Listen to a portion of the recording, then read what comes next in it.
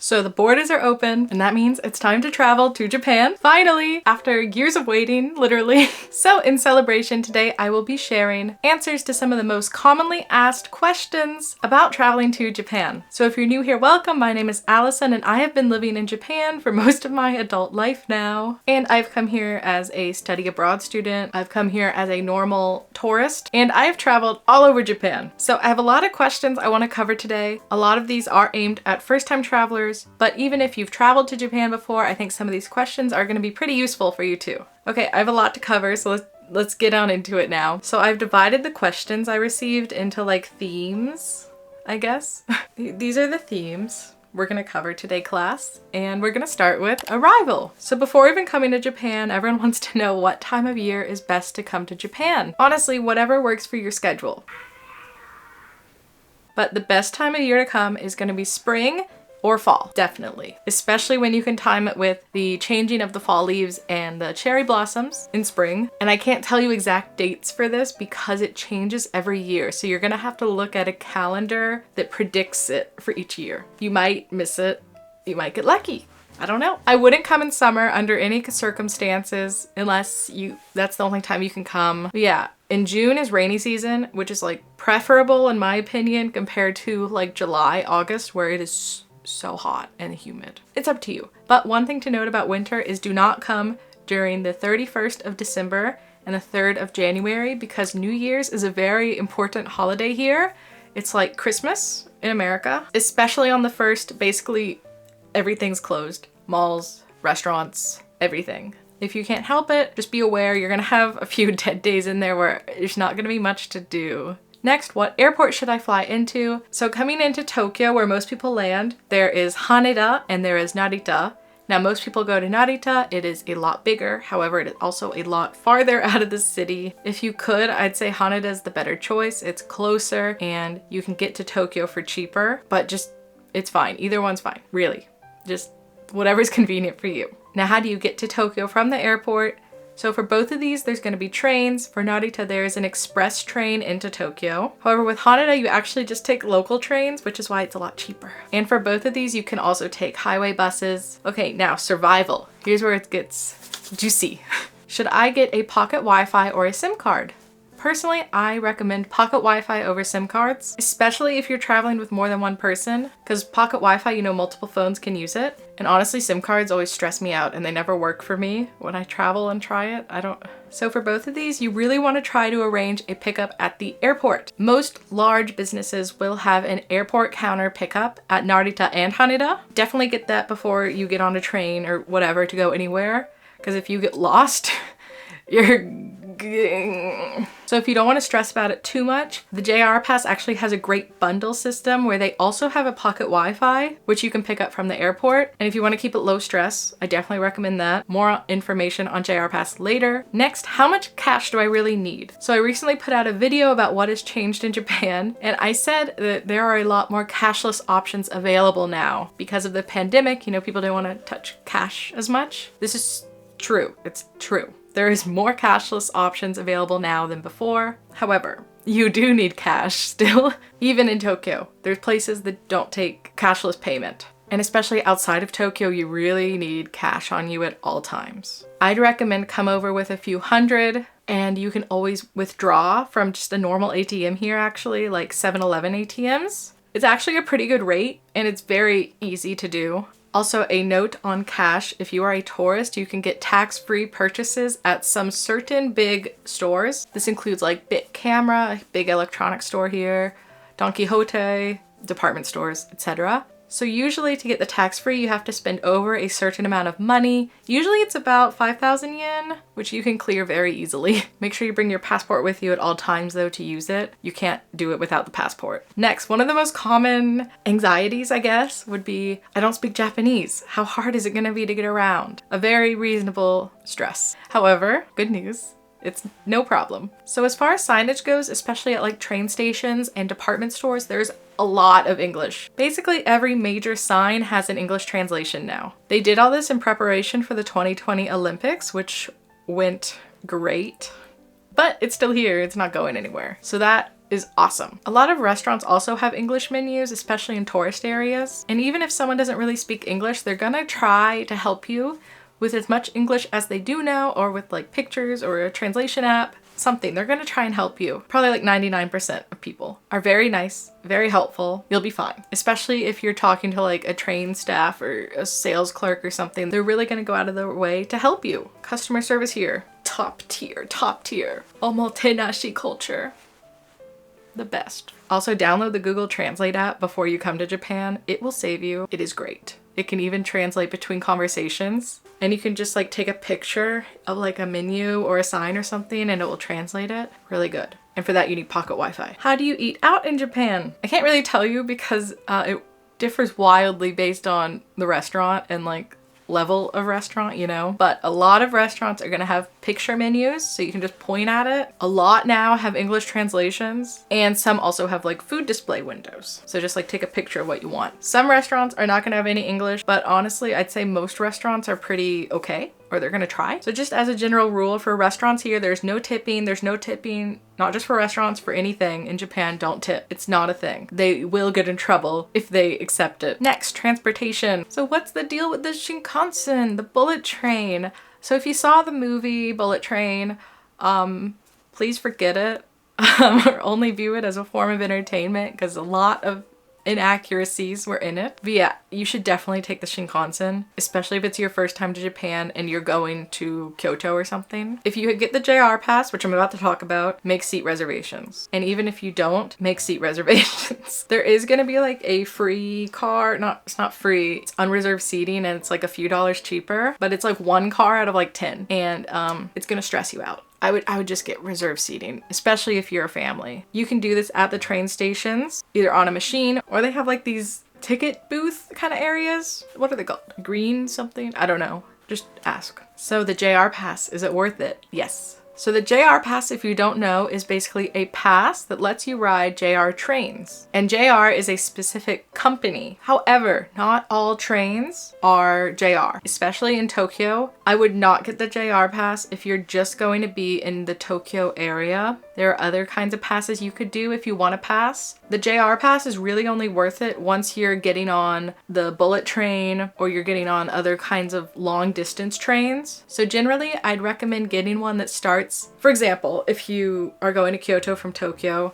I'd get it that day to start, and like buy the 7-day one or something instead of the 14-day one. For if you're staying for 14 days and like half your trip's in Tokyo, it's not worth it, because actually in Tokyo, most of the trains you're gonna ride aren't JR probably. There are a bunch of different companies. And in this instance, I'd recommend getting a Suica card, which is a transportation card in Tokyo. Now, if you have an iPhone, you can get it on your phone. If you have an Android, I don't think it works for other countries' Android phones, but you can still get like a physical card. You can get that at the airport or any train station. Definitely recommend getting it. It will save you so much time and stress from the ticket machine, because it's kind of hard to calculate how much you have to pay for a ticket, especially when you're transferring trains. Oh, also you have to buy the JR pass before you come to Japan. Very important note. Look into that. There's gonna be a link in the description down below.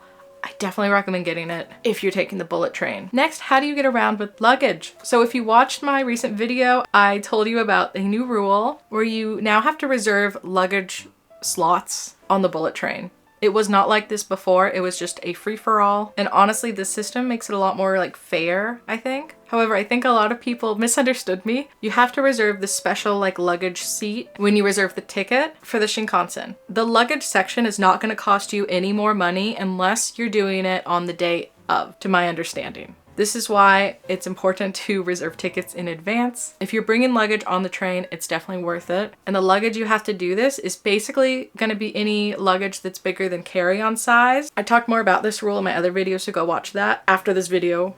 Don't click away yet. But yeah, that's the basics. And if you don't want to deal with that, I actually really recommend using Yamato Transport, where they just ship your luggage across the country or wherever for about 20 bucks. I think it's worth it if you do this and bring like a carry-on size. If you stay at a hotel, you don't have to stress out about it because they will do it for you. You just ask the receptionist. More on that later. But next, how do you get around Tokyo or Kyoto or wherever? How do you get around? So Japan has a fantastic transportation system, as you probably heard. So in Tokyo, this is really everything. It's trains, it's buses, it's taxis, everywhere, anything. Getting around Tokyo is super easy. I wouldn't worry about it. In Kyoto, however, I will mention because it's a very popular destination. Actually, their train routes or whatever, their train lines are not as prolific, as numerous as Tokyo's. They do have some good ones, but it's not like Tokyo at all. You're actually gonna have to take the bus a lot of places in Kyoto, which is awful. In Kyoto specifically at tourist sites. So pre-pandemic, it was like really crowded. The buses were just always packed, especially around like Ninenzaka, big tourist areas. So actually in Kyoto, I'd really recommend using taxis, especially if there's more than one of you, because it's not worth it. Some notes about riding the train, however, this goes all over the country. Do not eat on the train. It's not courteous. And also do not speak loudly or on the phone. Not courteous. You're not gonna get like arrested, but it's rude to everyone else. Once you ride the train in Tokyo, you'll totally understand what I'm talking about. It is very quiet. And also when you are boarding the train, make sure you stand on the sides of the gate or the area where you board. It's very well organized here in Japan where people depart first and then you board. Also pay attention if there's any elderly, young kids, pregnant women, etc. Offer your seat to them. If the train is full, just be courteous, just nice. You don't have to, but it's nice. However, do not sit in priority seating. A lot of tourists do this and every time I see it, I'm like, so most every train car here is gonna have a small priority seating section, and usually it's just gonna be a group of like 3 seats, and it's gonna say priority seating in English too. So this is the seating where you really have to give up your seat if elderly, young child, pregnant person, etc. boards the train. So generally I would not sit there at all just because it stresses me out personally. But yeah, just look out for that. You can sit there, but so how do you get around? Google Maps. It has everything. It's great. Google Maps will tell you everything about the train. There's no need to download a special app for Japan. The Google Map app is more than sufficient. Sorry, I can't open apps on this device. Scared me. It tells you how much it'll cost. It tells you what car to board. It tells you what exit you should take. Everything. All right, so next, location. Should I stay in a hotel or an Airbnb, etc.? Personally, I really think you should just stay in a hotel. There are Airbnbs in Japan, but I think they're more stressful to stay at and they don't have a lot of the amenities you're gonna probably want, like the luggage forwarding service I mentioned earlier. They can't call places for you. They can't make any reservations for you. Hotels are really worth it. And they're pretty reasonable here too. So if you are trying to travel more cheaply, Japan does have a lot of hostels also, mostly in the cities. And they are clean and cheap. But if you're like me and you value privacy, then business hotels are gonna be a great like in between from like a full-fledged hotel. Because business hotels, it's basically a normal big hotel, just the room is smaller. Also, side note, I would really recommend trying to stay at a ryokan, which is a traditional Japanese inn, for at least one night of your trip. You only really need to do one night. And I try to stay at one that has an onsen and try to use it. If you have tattoos, you probably can't enter the public one.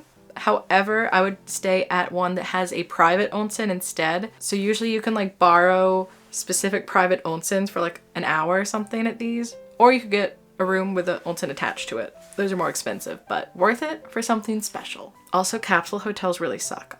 I know they're really popular online, but if you try sleeping in one, you're gonna be miserable if you're a light sleeper like I am. And even if you're a heavy sleeper, don't do it more than one night. Where should I stay? I don't know. I don't know you. I really think you should just look at areas and kind of base off their vibe, but really probably any hotel that is kind of near downtown is gonna be fine. Like Shibuya is pretty good, Ginza is pretty good if you want to be in a major area. But actually I wouldn't recommend staying at a major train station like Tokyo or Shinjuku station where that is the only station available to you. Because if you have to go into Shinjuku station every day, you are gonna be miserable. It's not fun.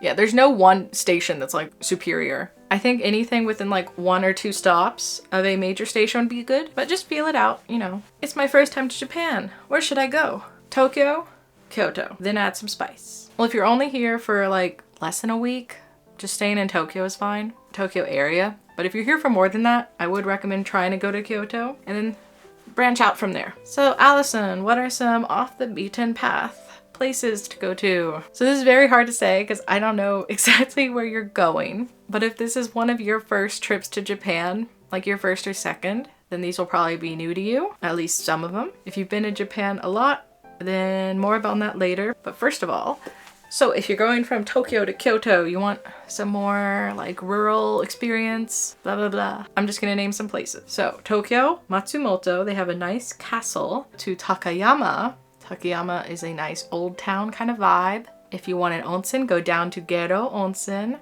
Wink, wink, because I used to live there. A great small onsen town vibe, relaxing. And from Takayama, go to Shirakawa-go. It is a World Heritage Site. It is usually very crowded, but I think it's still worth it because it's really beautiful. And then from Shirakawa-go to Kanazawa, which is kind of like Kyoto, but a lot chiller. And they have a great garden, great stuff. And then from the Kyoto, Osaka area, of course, there's Nara, which is the deer. I'm sure a lot of you have seen it already. But from there, you could also go to Wakayama Prefecture. I really like Koyasan, which is like this mountain with a bunch of temples on it. It's really beautiful. There's also some other beautiful things in Wakayama. If you're not leaving the Tokyo area, here are some good day trips or one-night trips. Kawagoe, which is a kind of traditional town up in Saitama. Kamakura, which has a giant Buddha statue. Nice beaches, different vibe. Nikko, which has some great fall scenery and just a lot of temples. And then of course Hakone and Kawaguchiko area, which is around Mount Fuji. I definitely recommend that one if you had to pick one out of all of these and you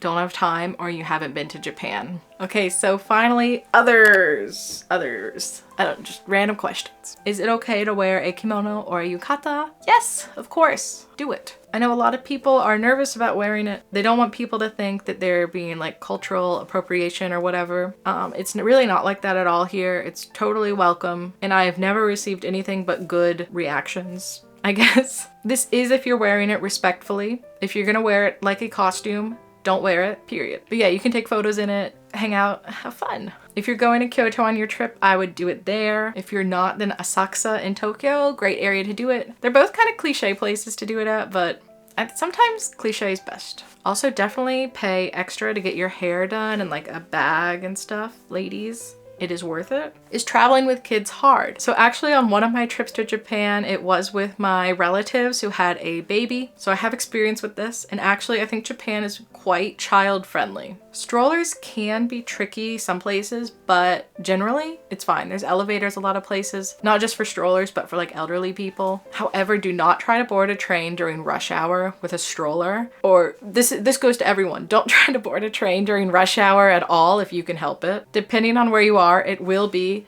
a pushing situation like you've seen online. They do that. It's awful. Genuinely, it sucks. So rush hour basically is from like 7:30 to 9, and then from like 5 to 6:30, 7. I would really avoid it with or without kids. But back to kids, there are also a lot of children's like playrooms and like department stores and malls. And there's a lot of like mama rooms. I'm not sure what they're called, but they have like a breastfeeding area and stuff like privately. And no matter where you're staying, just look up on Google Maps or anything, just where a park is, just look up park. There are actually quite a lot of parks around. They just don't have grass. It's probably gonna be a culture shock. Japanese parks kind of suck compared to American ones, but park is park. Are there really no trash cans? Yes, but no. Yeah, you're not gonna see trash cans just on the street. You're not. So be prepared to carry your trash with you a lot of the time. The best place to find a trash can is the train station. Convenience stores also have trash cans. If you're in a dense tourist area though, they probably won't. And generally you're only supposed to throw things away at the konbini that you like bought there, but be prepared to hold your trash. Lastly, Allison, how do you find places that are original or cool to go to in Japan? Off the beaten path places. I know, I can't cover everything in a video, but you have to subscribe to Allison in Tokyo on YouTube and other content creators. Follow me and other content creators on Instagram too. Seriously, I find basically everything I go to that's cool, I find on Instagram or YouTube or TikTok or something. So just follow people, track hashtags, whatever, and some cool things are gonna start coming up. It also really depends what you're interested in, so it's hard for me to tell you. However, I am planning on releasing a how-to be like an anime tourist, I guess, in Japan, because it's kind of what I like, and I'm pretty good at it now. So I'd like to share you my secrets. So that'll be up soon, so make sure you subscribe to look out for that. And I also post a lot of vlogs about my life here in Japan. Yeah, make sure you like the video, subscribe, and leave a comment down below. Let me know if you have any other questions, any advice to give, blah, blah, blah. And I'll see you guys back here again next week as always. Bye!